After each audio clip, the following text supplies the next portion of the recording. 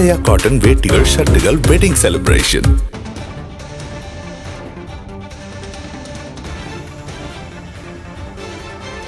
அண்மை செய்தி. சிக்கிம் மற்றும் அருணாச்சலில் வாக்கு எண்ணிக்கை தொடங்கி இருக்கிறது. விவரமாக செய்தியாளர் பாலவெற்றிவேல் இணைப்பில் இருக்கிறார். பாலவெற்றிவேல், கூடுதல் விவரம் என்ன?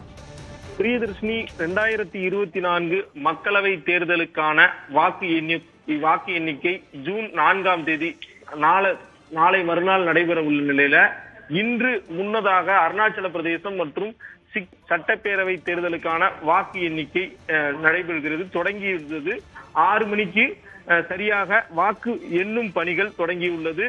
தபால் வாக்குகள் முதல் அரை மணி நேரத்துல எண்ணும் பணிகள் தொடங்கும் என்றும் 6:30க்கு மேல் அதாவது மின்னணு வாக்கு இயந்திரம் மூலமாக வாக்கு எண்ணிக்கும் பணி தொடங்கும் என தெரிவிக்கப்பட்டுள்ளது.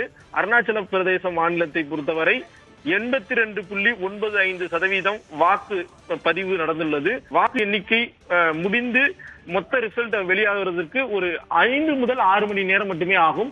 ஏனெனில் ஒரு தொகுதிக்கு அங்கு சுமார் 15,000 - 20,000 வாக்காளர்கள் தான் இருப்பார்கள். எனவே ரிசல்ட் வேகமாக வெளியாகும் என தெரிவிக்கப்படுகிறது. அருணாச்சலம் பிரதேச மாநிலத்துல 133 வேட்பாளர்கள் இங்க போட்டியிடுறாங்க. முக்கிய போட்டியாக கருதப்படுவது தேசிய மக்கள் கட்சி மற்றும் பாஜக காங்கிரஸ் இடையே ஒரு முக்கிய போட்டி நிலவுகிறது. மேலும் தற்போதைய முதல்வர் பெமா காண்டு மீண்டும் பாஜகவின் சார்பில் முதல்வராக பொறுப்பேற்பாரா என்கிற ஒரு எதிர்பார்ப்பும் நிலவுகிறது. சிக்கிம் மாநிலத்தை எடுத்துக்கொண்டோம் என்றால் மொத்தமாக 32 சட்டமன்ற தொகுதிகள் இருக்கிறது. மொத்தமாக 79.88% வாக்குகள் பதிவாகி இருக்கிறது. தற்போது ஆளும் சிக்கிம் கிராந்திகாரி மோர்ச்சா SKM என்கிற கட்சியில பிரேம்சிங் தமாங் முதலமைச்சராக இருக்கிறார். மேலும் எதிர்கட்சியாக தற்போது சிக்கிம் ஜனநாயக முன்னணி SDF இருக்கிறது.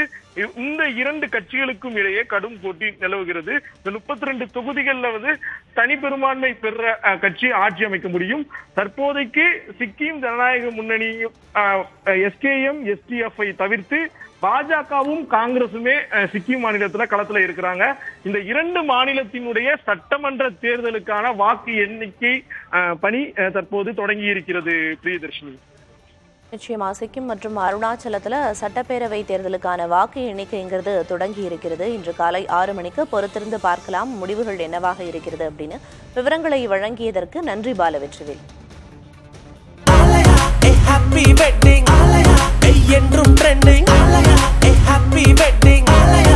ஆலயா காட்டன் வேட்டிகள் ஷர்ட்டுகள் வெட்டிங் செலிப்ரேஷன்.